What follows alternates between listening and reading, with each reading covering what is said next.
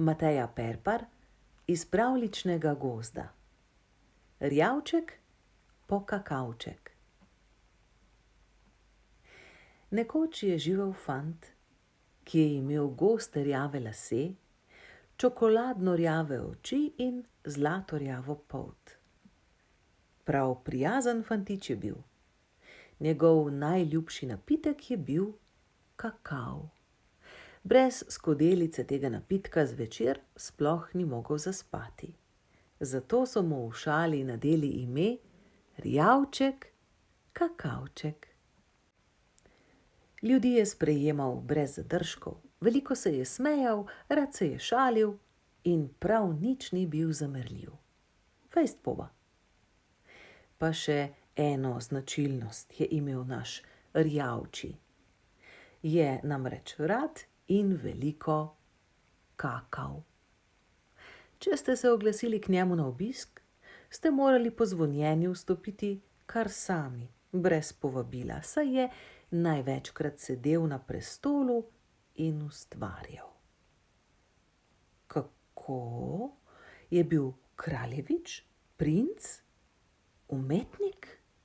Ne, tako se samo reče. Sedeti na prestolu in ustvarjati pomeni iztrebljati se, peči potičko, napenjati ritičko, polniti pleničko, potiskati vlakec proti postaji, odmetavati tovor, trobentati kahlici, bobkati, brabončkati, klobasati, ritkati, fižolati, dišaviti kamrico. Jasno? Kaj se zdaj delate, da ne veste?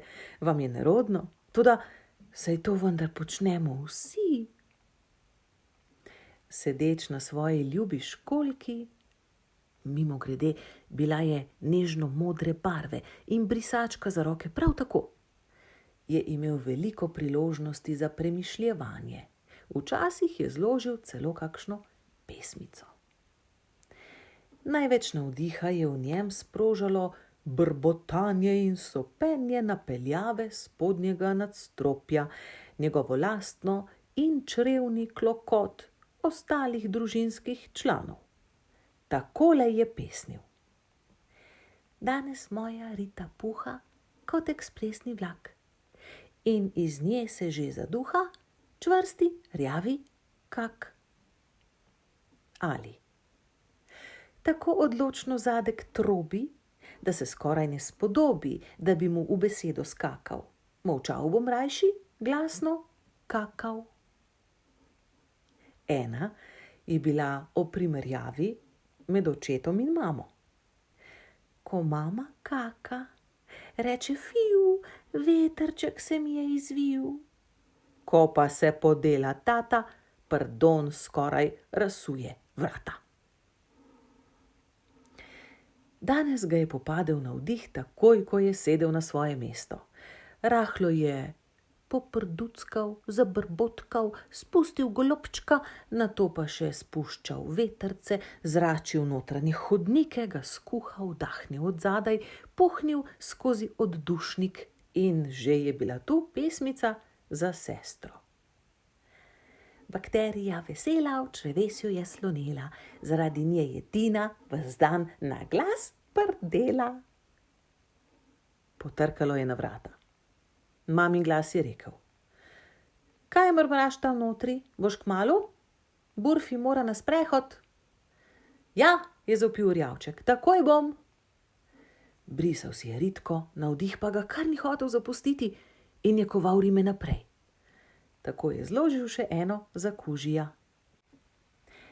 Travica žgečka po zadku, da hitreje se odpre in v trenutku že iz njega skakljajo rjave bobike. Mama, jaz sem pesnik, se je ponosno pohvalil, ko je odprl vrata najljubše izbice. Zložil sem 5 pesmic. Lepo, je rekla mama in si malo zatisnila nos, ker skozi vrata ni prišel samo njen sinko, ampak tudi duhec njegove ritne ustvarjalnosti. O čem pa so? O kakanju, se je pohvalil Rjavček. je rekla mamica. Zanimivo, res. Malce neobičajno, a gotovo bodo med tvojimi prijatelji sprejete z navdušenjem. In se nasmehnila. Mi narediš en kakav, za potem, ko prideva z Burfijem nazaj s prehoda? Veš da, je rekla mamica, ki je imela svojega sinka zelo, zelo rada. Rjavček je prijel pasji povodec in dve majhni ritki, ena v kratkih hlačah in druga kosmata, sta se odpravili na bližnji travnik. Mama je gledala za njima. Ti si res en pravi rjavček, je zamrmrala. Rjavček pokakavček. In novo poimenovanje se ga je prijelo, da ga še danes vsi kličejo tako. Zdaj pa zloži še ti kakšno ritno rimo.